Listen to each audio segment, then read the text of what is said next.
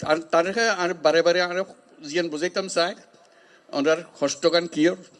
এখন তো কষ্টগান হলে সামনে ঈদের ঈদ আইলে আমরা ব্যাগুন যাই দাদা দাদির খবর জিয়ারত করি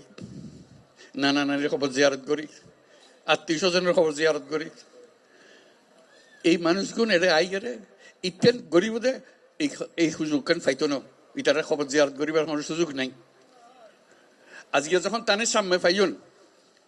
তানে ওর একটা দাওয়াত দন